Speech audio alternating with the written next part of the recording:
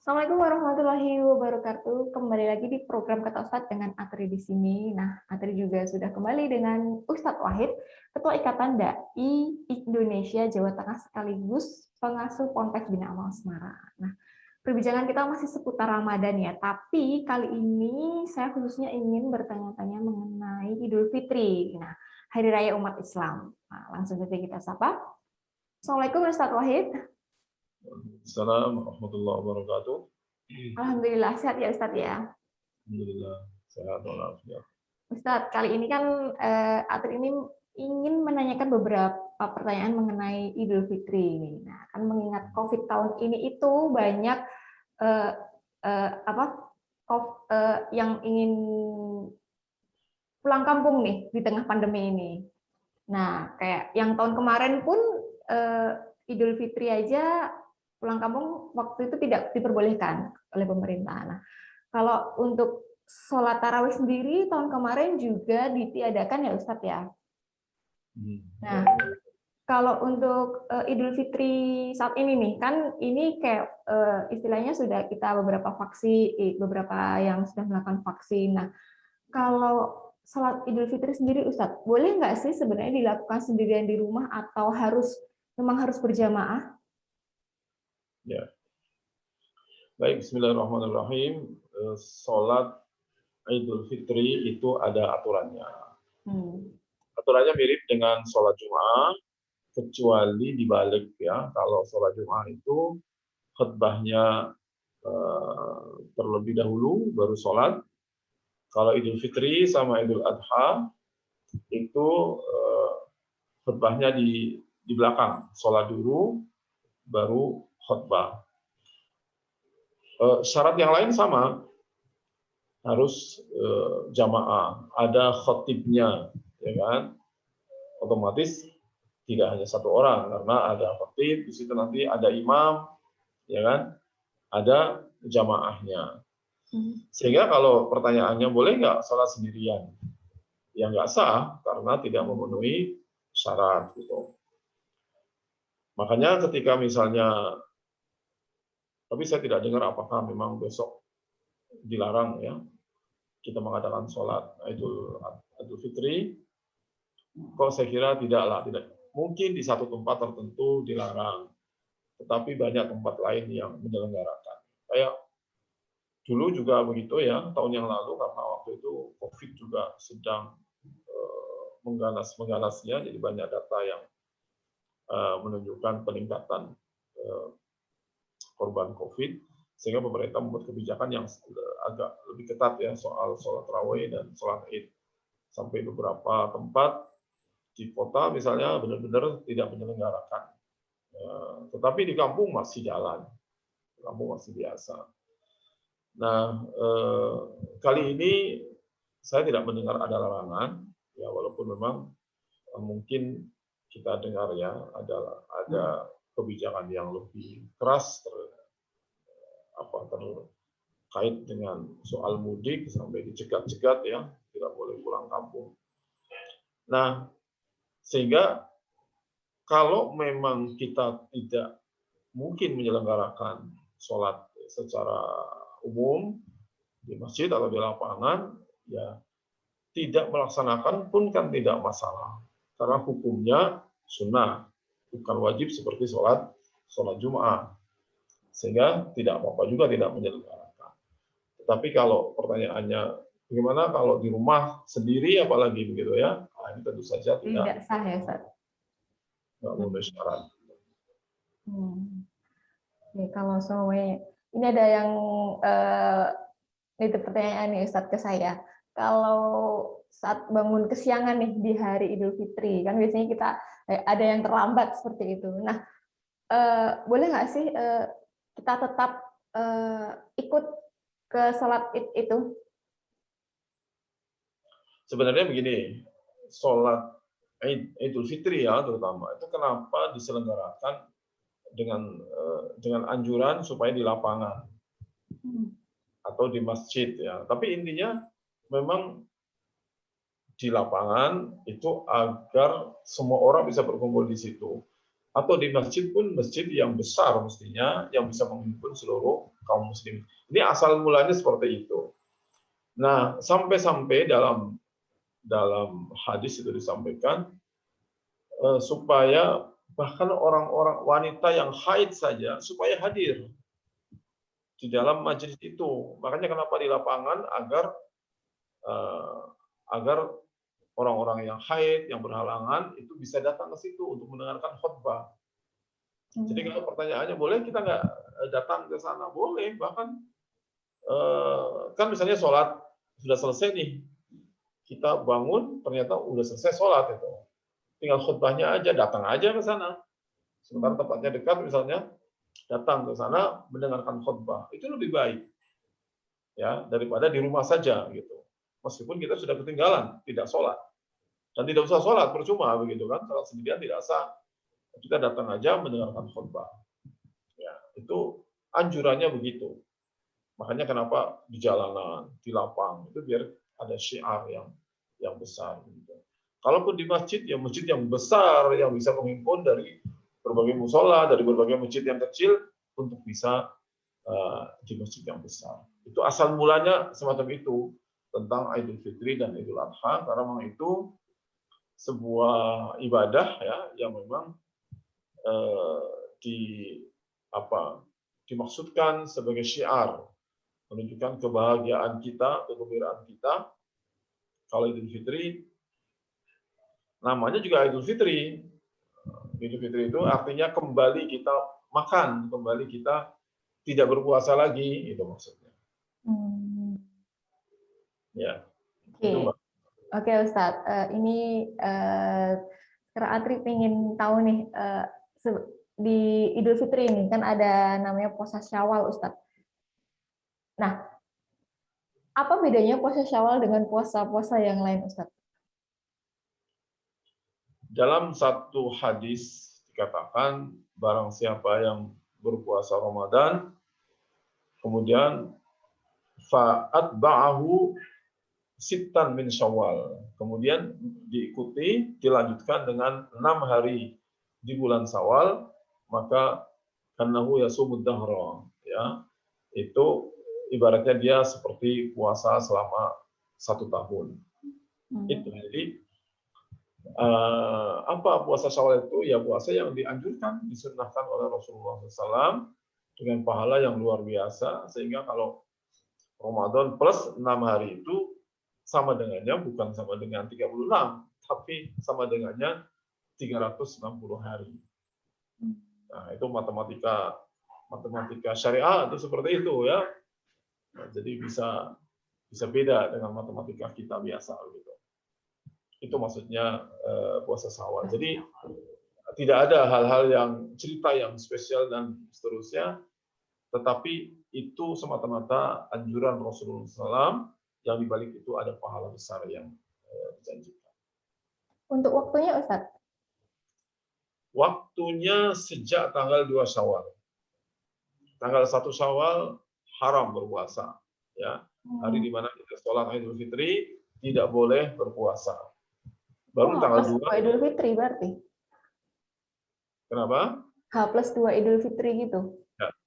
Mulai tanggal 2 Idul Fitri, tanggal 2 bulan Syawal, itu baru boleh puasa sampai akhir bulan. Itu nanti namanya puasa Syawal sampai akhir bulan Syawal.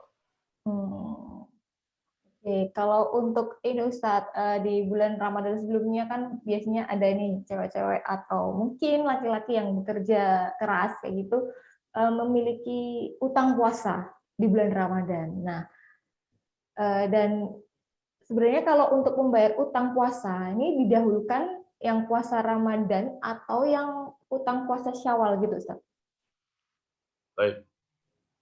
Jadi harus kita lihat perbedaannya antara qada membayar hutang dengan puasa Syawal. Bahwa qada Ramadan, ya, membayar hutang Ramadan itu waktunya luas dari bulan Syawal pada saat itu sampai bulan Sya'ban sebelum Ramadan tahun depan, kan gitu.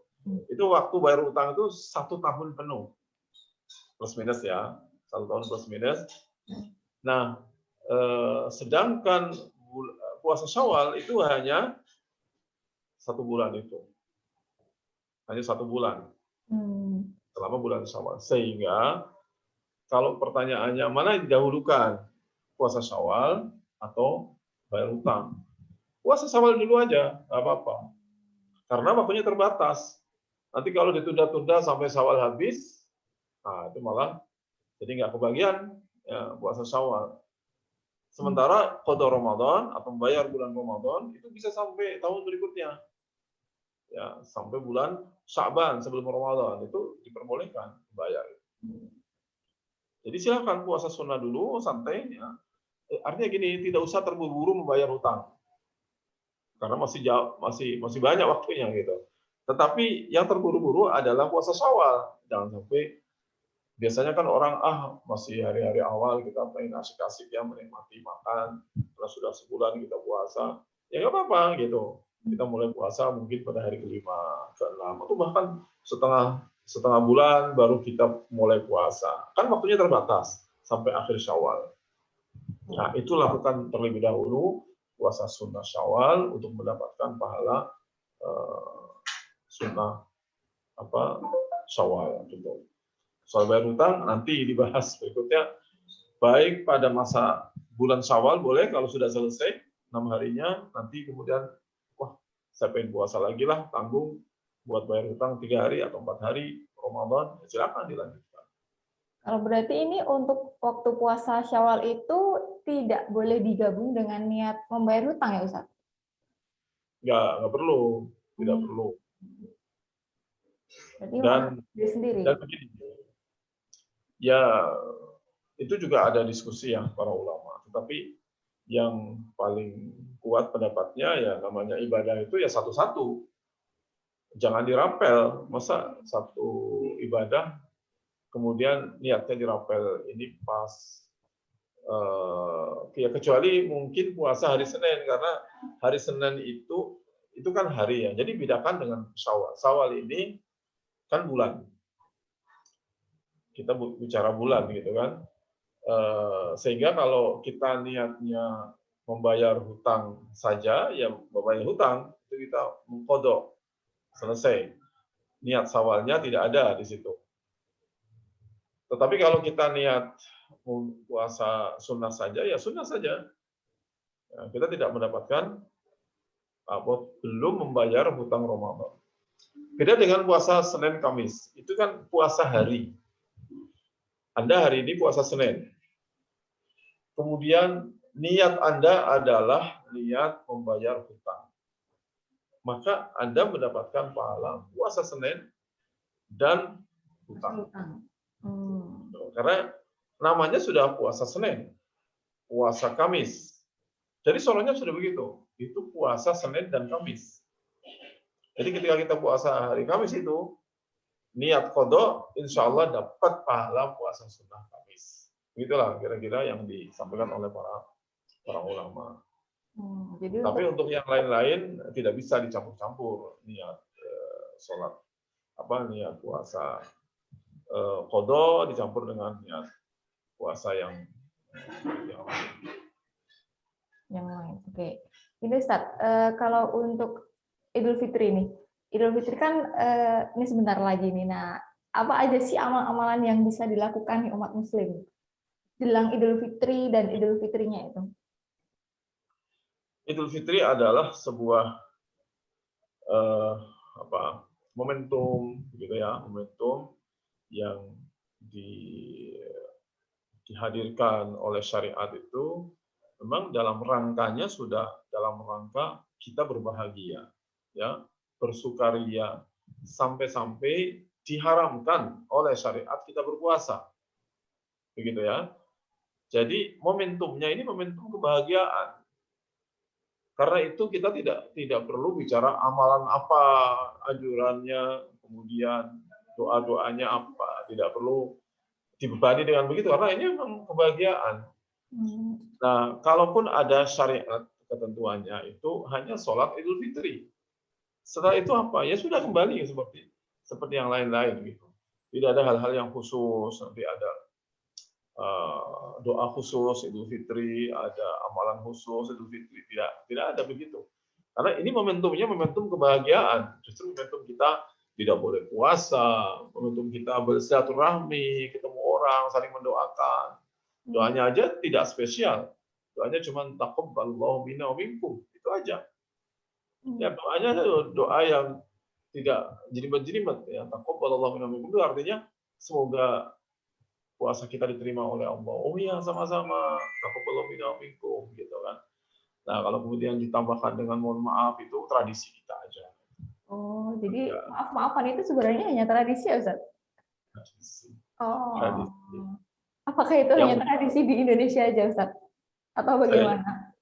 kayaknya begitu ya, istilah minta maaf Oh, itu hanya di Indonesia. Mungkin dulu-dulunya karena berpikir hari ini orang-orang yang setelah sukses puasa Ramadan, itu adalah hari-hari yang bahagia, karena kebahagiaan sampai-sampai mungkin kita sudah melupakan lagi dendam-dendam mungkin begitu ya, sakit hati atau apa, sehingga sekalianlah kita kosong-kosong. Kalau dulu saya ingat waktu kecil, kalau dari jauh ya kosong-kosong ya oke, kosong-kosong artinya kita ingin memulai lagi hidup dari awal, kita tidak punya masa lalu, tidak punya beban apa-apa, yang salah-salah sudahlah kita kosongkan, kita nolkan, kita maafkan. dan tradisi Mungkin itu sungkem yang seperti itu ya.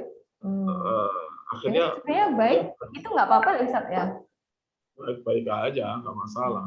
Toh, saya kira malah bagus kalau kita bisa menciptakan, bisa mempengaruhi ya psikologis orang bahwa oh hari ini hari kita harus membuka hati, membuka pikiran, ya, melapangkan dada, kemudian untuk saling memaafkan, kan malah bagus gitu. Orang-orang yang pendendam pun ada momentumnya gitu, momentumnya ketika kita harus melepaskan dendam itu, atau ketika orang beku dalam komunikasi ada momentumnya, oh ini momentum kita harus membuka diri, saling membuka komunikasi, kan begitu. Karena kalau tidak ada momentum yang diciptakan, kadang-kadang orang yang tertutup, orang yang sudah terlanjur tidak saling komunikasi dengan orang lain, akan selamanya begitu, ya kan? Tapi ketika kemudian ada momentum yang diciptakan secara bersama, gitu, ya secara langsung mungkin tidak ada dalilnya dalam syariat, tetapi ada landasan-landasan silaturahmi, kemudian meminta maaf, itu kan landasan umum, begitu ya. Kita ciptakan hari ini, hari Idul Fitri, kita sepakati sebagai hari kita membuka, kan bagus itu. Artinya orang-orang yang kaku pun akan menjadi lunak. Ya. Orang-orang yang tertutup akan menjadi terbuka, gitu kan? Karena tradisi yang kita ciptakan bersama-sama. Bagus sekali. Bagus sekali. Kalau di Arab sendiri, Ustaz, kayak gitu?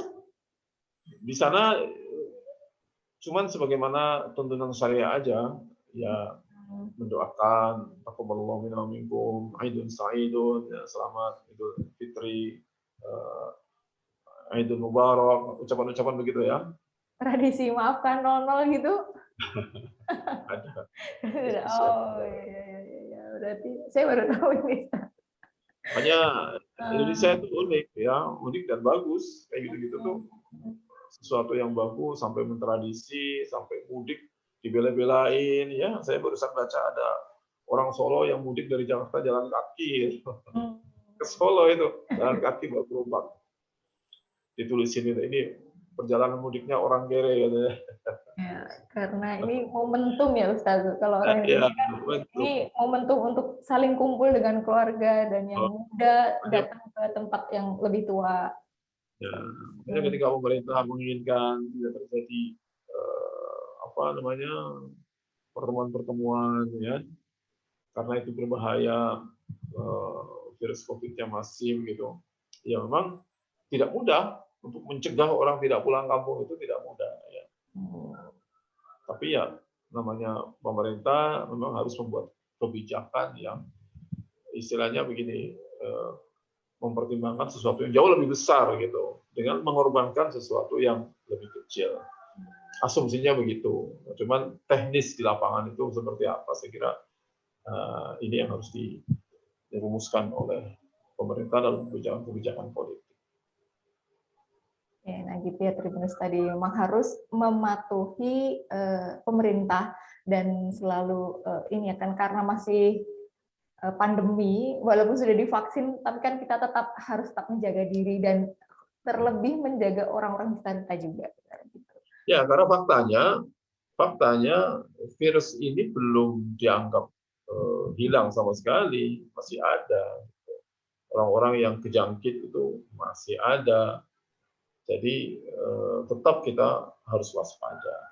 Ya, apalagi beberapa berita terakhir kan dari wisatawan dari India katanya, kemudian dibukanya jalur Jakarta Wuhan, ya itu kan berarti kan memungkinkan adanya orang luar yang datang kembali ke Indonesia. Saya kira ini sesuatu yang juga potensial untuk ya datangkan petaka virus itu. Oke, gini Ustaz, di tengah pandemi COVID-19 ini kan kita masih harus melakukan social distancing istilahnya gitu. Nah, kalau untuk malam Idul Fitri kan biasa kita takbiran kayak gitu Ustaz. Karena tidak bisa takbir keliling ya, gitu. Apakah boleh kita bersama-sama itu takbiran secara virtual kayak gitu? Ya, jadi prinsipnya memang selain sholat ya, ada yang dianjurkan oleh Rasulullah adalah membaca takbir, sampai bahkan membaca takbir itu disunnahkan untuk digemahkan, benar-benar untuk digemahkan. Itu pada siang hari dari sejak mulai subuh Idul Fitri sampai asar untuk Idul Fitri ya. Idul Fitri itu dari subuh sampai asar sehari itu. Jadi setelah sholat Idul Fitri itu seru sampai asar sebenarnya kita dianjurkan untuk menggemakan takbir. Jadi kalau ini syariat aslinya ya, kalau bicara takbir keliling mestinya ya siang hari itu. Kalau malam Idul Fitri, ini sekali lagi ini tradisi, bukan syariat, gitu, tradisi. Sehingga kalau kita mengatakan kalau nggak ada takbiran, boleh nggak takbir di rumah? Ya tidak perlu, karena memang itu juga cuma tradisi. Berarti setelah Isya gitu ada orang takbir, kayak itu sebenarnya itu hanya tradisi dan baiknya itu di pagi harinya itu ya Ustaz, sampai asar itu tadi. Ya, kalau kepengen sesuai dengan tuntunan syariah, itu takbir keliling harusnya siang hari itu. Di Siang waktu hari. Idul Fitri itu ya? Iya, setelah sholat sampai asar. Itulah saat kita dianjurkan untuk bertakbir. Bahkan minimalnya dilakukan pada sholat jamaah. Jadi kan ada jamaah zuhur, ada ya jamaah zuhur terutama itu. Setelah Idul Fitri ada jamaah zuhur. Itu setelah jamaah zuhur itu kita diperintahkan untuk bertakbir secara bersama-sama. Gitu. Nah kalau misalnya bisa, itu sebenarnya ya saat-saat itulah kita menggaungkan takbir agar terdengar dari berbagai penjuru. Tapi tradisi kita malah malam takbiran atau malam Idul Fitri. Yang itu sebenarnya tidak ada. Idul Fitrinya itu tidak ya Ustaz, siangnya udah selesai. Ya, cuman yang namanya tradisi kan tidak masalah. Kesempatan kita untuk menggaungkan takbir itu ya paling disepakati, ditolerir oleh orang lain itu ada pada malam takbiran itu. Walaupun memang jangan sampai juga berubah menjadi misalnya pentas yang hura-hura, takbir keliling diakhiri dengan pentas musik misalnya. Ya itu yang kemudian tidak boleh karena ketika pun mau dilakukan harus catat itu acara takbir, bukan acara hiburan ya. Takbir benar-benar menggaungkan takbir. Apalagi sampai ada musik-musik yang kadang-kadang membuat berisik ke orang banyak yang substansi takbirnya menjadi hilang.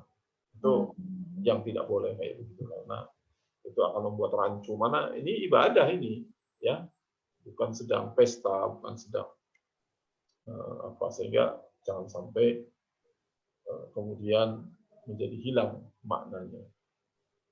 Ya, Ustaz, terakhir nih untuk malam takbiran. Nah, ada nggak sih bacaan doa yang khusus dipanjatkan waktu malam itu? Nggak ada, tidak ada sesuatu yang spesial. Pada malam Idul Fitri itu yang dianjurkan oleh Nabi ya beribadah seperti biasa, sholat malam, ya jalan terus, jangan ya sudah Idul Fitri kita nggak sholat lagi terawih, nggak apa sudah bebas merdeka gitu ya. Enggak, tetap saja bahkan harusnya ditekankan malam Idul Fitri itu malam yang juga spesial, kita diminta untuk beribadah kepada Allah Subhanahu wa taala. Tapi tidak ada yang khusus misalnya baca doa-doa ini apa enggak seperti biasa ya, sudah di luar Ramadan.